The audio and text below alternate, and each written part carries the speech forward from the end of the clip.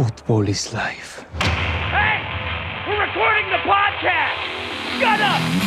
Good morning to you, wherever you are, because it is Morning Subway!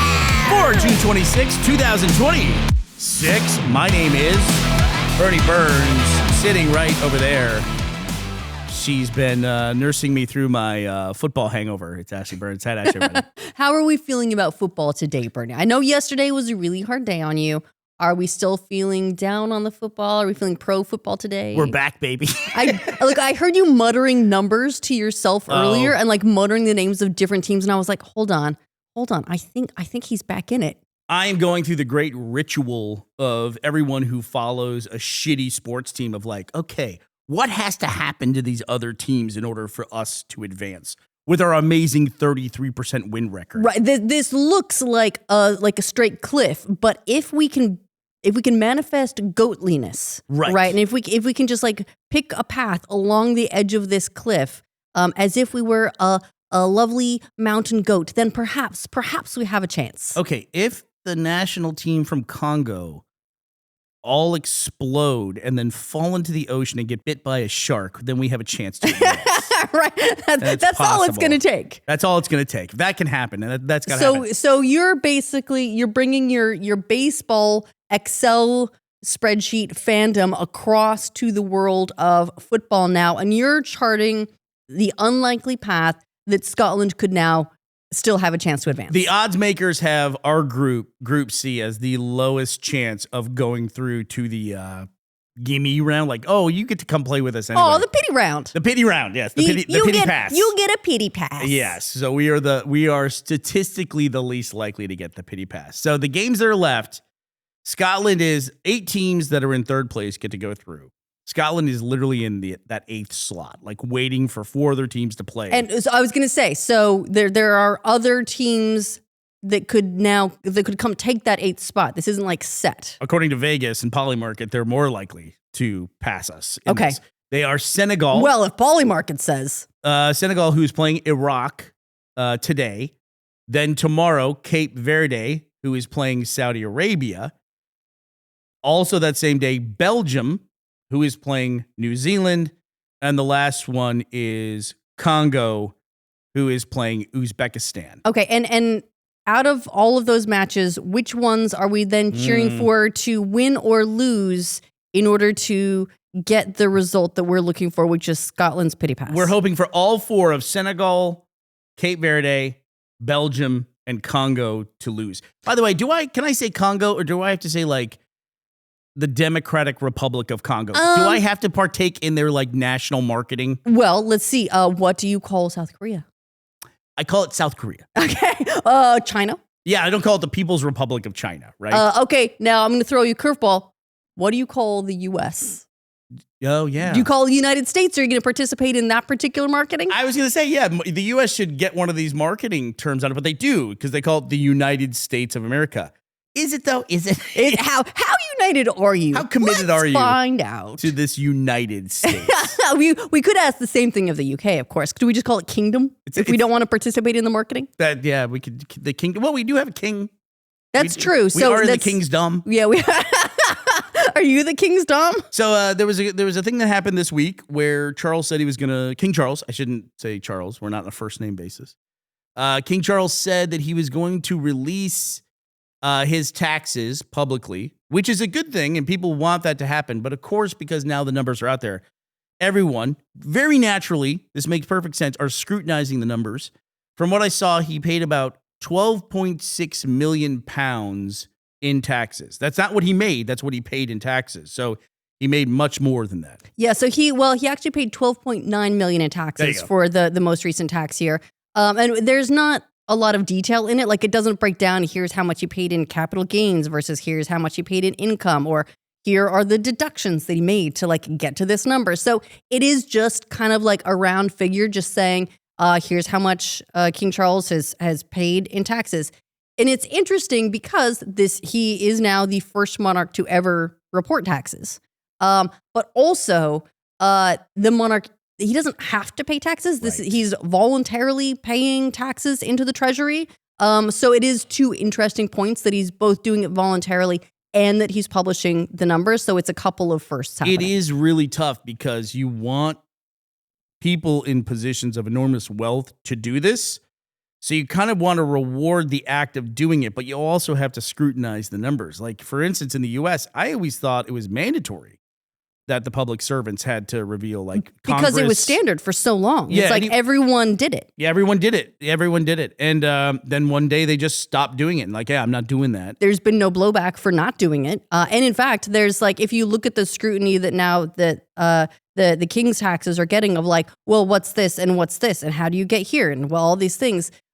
It's almost like it's a good thing that he's done it and it's a good number to see. But there's then going to be an element of punishment to it as well. Like, of like, well, we should have had this all along, and we should have this, and we should have this, and we should have this, right? For 12.9 million pounds, you can basically add another 33% back in to convert it to dollars. So that would be about $16 million, almost $17 million in the US is what he paid in taxes. So have you heard like one of the richest people in America paid $17 million in taxes that year? That would not seem like enough, right? In fact, Right. I'm wondering if other people will now put forward that they pay more than the King of England, in terms of taxes. Right. Look, this could be like a new brag, right? Do you pay more than the king? Are you richer than the king? Well, the other thing too is, like you said, it's like he's also known as a very charitable person, supports a lot of charities. I get this from people around here when I ask about the royal family. And he had such a great reputation for it. So there's got to be write-offs in there as well. But the other thing, like you said, is it capital gains or is it income? It's a big deal here because capital gains are the money that you make on an asset that you bought. Like for most people, that would be if they own a house and they bought their house for $100,000 and then it went up in value to $200,000. You made $100,000 on your house when you sell it. That would be considered, depending on how long you had it, capital gains. In the US, you would pay 20% tax on that $100,000. In the UK, you pay about 26%. These are rough numbers. There's also little tiers in there that you can get added on if you have a lot of income. Capital gains are weird. They're either people who already make a ton of money, and so they have assets like stock and real estate and things like that, or they're on the other end of the spectrum. They're old people like pensioners. They're pensioners with assets like houses. Pensioners are what we call them in the UK, retirees in the US, right? So it's weird. It's like this, and there's not much in between the two of those things, And so it's interesting because the guy who's coming in, the prime minister, who's coming in to replace Starmer, one of his things is that he wants to treat capital gains as just income. Like if that $100,000 that you gained when you sold your house, that would just be income in that year, not like a special category where you would just get taxed at what in Scotland would be at the highest rate probably would be 45%. So that's a big deal from 26 to 45. You're getting like double the amount of taxes on it. I also heard though that there has been some rumbling that he wants to change it from realized capital gains, which is the money you make when you sell the thing and you actually like get the additional value out of it, right? And unrealized, which is like you have, like, let's say you have your house, it's now gone up in value.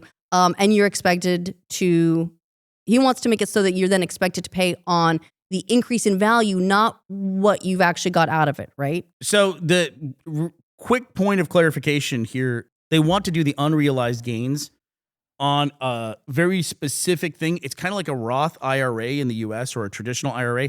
There's some specific investment scheme in the UK that's the target for the unrealized gains. But essentially, I've never understood conversations around unrealized gains because if, the stock goes up in value, but you don't sell the stock, at what point do you cap the unrealized gains? Is it the day that the year ends? Is that your unrealized gains?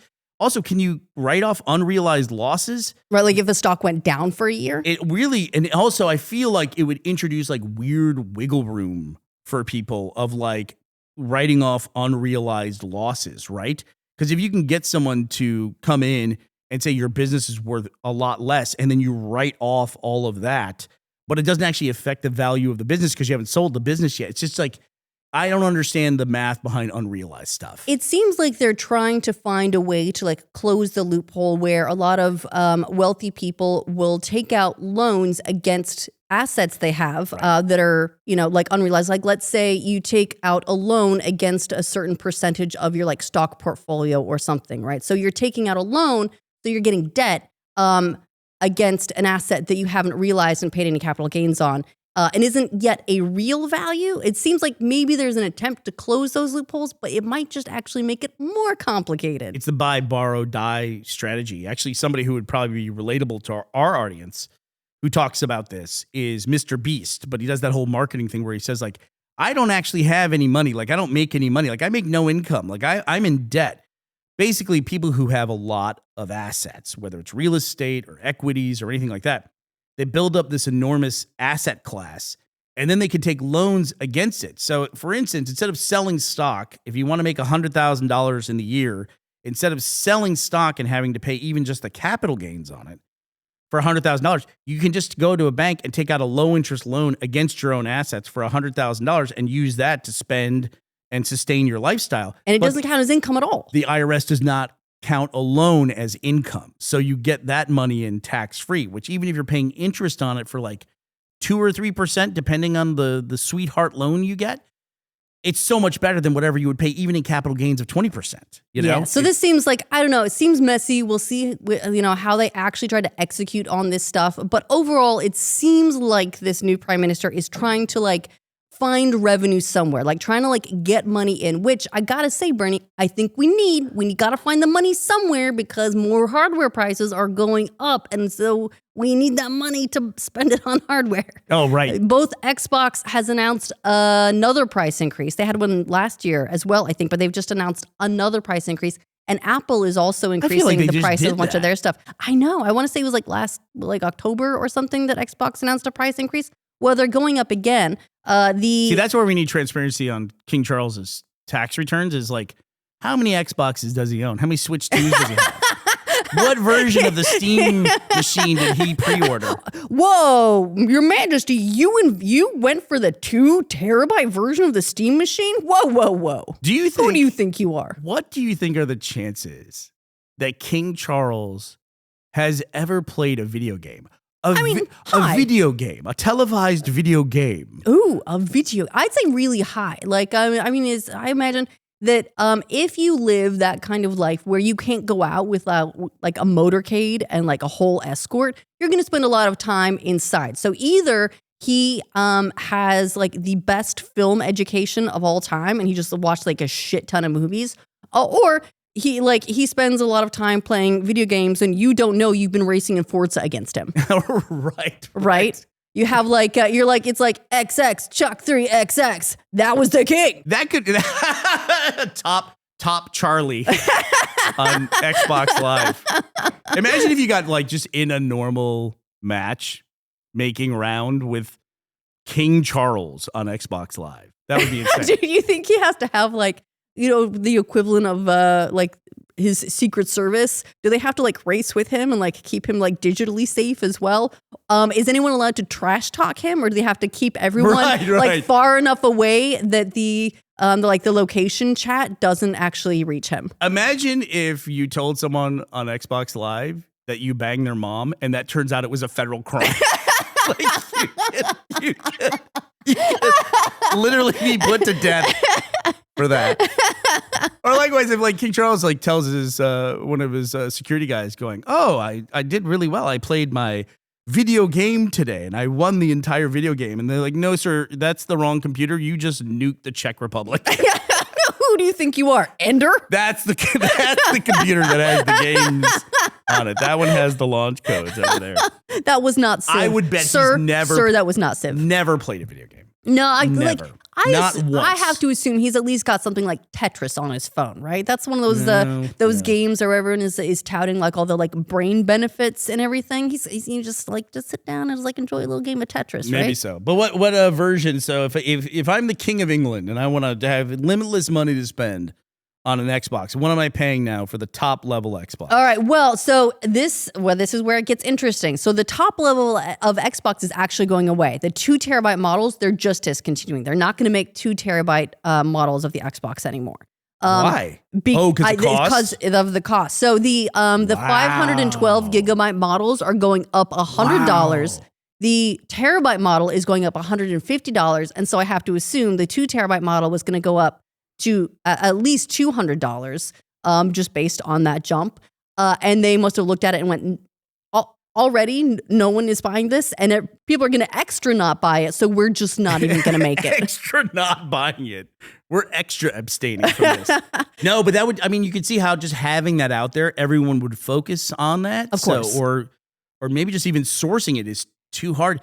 I like my weird economic indicators. I have one here. It's just like a little side note. Amazon is reporting that their Amazon Prime Day, which is going on right now, that the sales are down year over year, something like 15%. I'm not at all surprised. Yeah. Well, it's like I looked on there and I didn't see any. I saw a lot of Amazon products that were marked down, but that was about it. Well, like the Amazon Basics version of everything. But this is a weird economic indicator with this 2 terabyte model going away, because we've talked before about just how weird it is that consoles are going up in price over time. Never happened before. They usually go down, but this is a weird one too, because have you ever heard about a technology company announcing essentially a new line of their products or a change to their line of products, and they're touting the new line has less storage? Never. That's a number that always goes Especially up. Because we're in this era where like GTA 6 is going to come out in a couple of months and is expected to be at least 150 gigabytes. Storage use is going up. Yeah, but that's weird. People are now going to be in a position where they have to make the choice. I guess I'm going to have to just start deleting games and then like reinstalling games as I need them, because no one's going to have enough space to just keep a ton of games on the console all at once. See, now you even saying that like triggers something in my brain where it's one of these things we don't analyze. There's going to be now an ever-growing group of people that, because there's less storage and the games are going up in storage, that they're constantly trading what is and isn't on their Xbox as an installed game. Like, we talk about AI, and also NVIDIA, by the way, AI thing. If you care about this kind of thing, we'll link it linked up. They made some kind of announcement this week that they've crossed some kind of barrier with cooling of their AI chips, where they can use warm water now to cool their chips. I saw that they're using like the hot tub as an analogy, like that you can now use water that's hotter than a hot tub. Like I think they're looking at like 45 degrees Celsius water is now like a cooling water for their AI chipsets. Here's the release. It says, NVIDIA's newest AI servers can run their cooling liquid even hotter. Yep, up to 45 degrees Celsius or 113 degrees Fahrenheit. That higher temperature limit is precisely what's making them more energy efficient, which I guess it is, but it's like they're having to find ways to use hot water to be colder than what they run now. I think what they're trying to find is ways to answer criticisms to continue to prop up the overvaluation of AI, which they are very tied to. Absolutely. And also probably criticisms like, how many bottles of water does this cost? Which I'm glad you brought that up, because that's what we all talk about when we talk about AI, right? But we said this before, we don't analyze other things. Like, there's an environmental impact, right? To people trading Xbox games at 150 gigs each or 100 gigs each. We just talked about GTA 6, it's 150 gigs. To trading these constantly back and forth because they don't have enough storage, that's coming from a data center. Right. It is. It's coming from a data center. That is taking power from somewhere. We just don't have the pithy, this is a bottle of water, like metric to measure it by. We don't analyze what the internet costs us the way we analyze other things. Like cryptocurrency went through this as well. It's like how much energy this uses compared to countries like Denmark, for instance. And now they're doing it with AI. But there's a whole like layer of our lives that has this incredible impact on the environment. And we just say, well, this is part of our lives, so we don't analyze that at all. Right. Like, we just don't have like a nice, tidy number for it. No. But just really quickly to go over Apple, not to let them get off scot-free with their price increase. Their MacBook Air 512 gigabyte model is going up $200. Their MacBook Pro terabyte model is going up $300. The iPad Air 128 gigabyte model is going up $150, and the iPad Pro 256 gigabyte model is going up $200. So everything is going up, by hundreds of dollars at this point. Won't they think of Amazon Prime Day, Ashley? Can't they consider the impact on Amazon? Hey, someone get the king and get paying more taxes. Yeah, Jeff Bezos is going to need to release his tax numbers, just to show off, to cover his bases here. Yeah, so that's actually something I've been looking at too, because Surface also, Microsoft Surface, which is the laptop I use.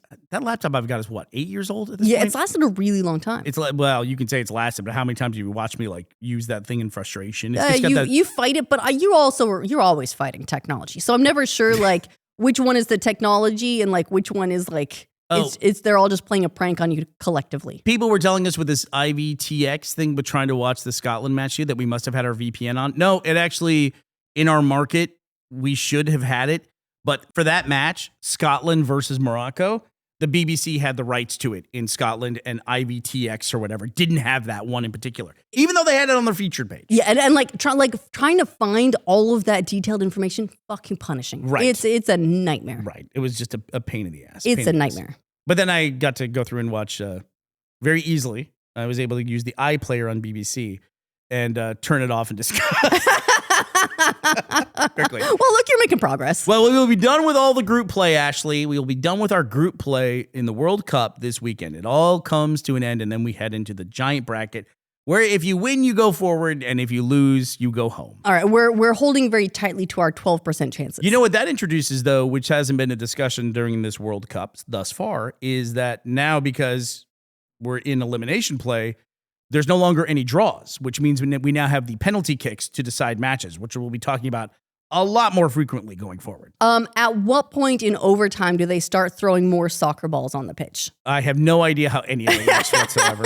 I'm just going to plead complete ignorance. We've got 3 balls going at once. I'm along for the ride. That would be awesome. Just just throw a second ball on the field. That's something they apparently do with super overtime in hockey, is they start adding more pucks. That's not true. I'll look up the overtime hockey rules, because I think that's once you get to the 6th or 7th overtime. It never happens, but I love the idea of 8 pucks at once, just on there. That the goalie is just getting pelted constantly. What level of tiebreaker do we have to have in the UK before King Charles takes the pitch? That's what I want to know.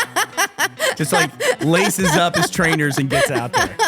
That's what I'm doing. All right, Ashley, who is joining us in our group play this weekend? All right, shout outs to Allie Chapman and Zachary Lucasian. Thank you both so much for joining us in group play and sponsoring this episode of our show at patreon.com/morningsomewhere and roosterteeth.com. Okay, everybody, that does it for us this week, ending June 26, 2026. We're going to be back on Monday to talk to you. We hope you will be here as well. Bye, everybody.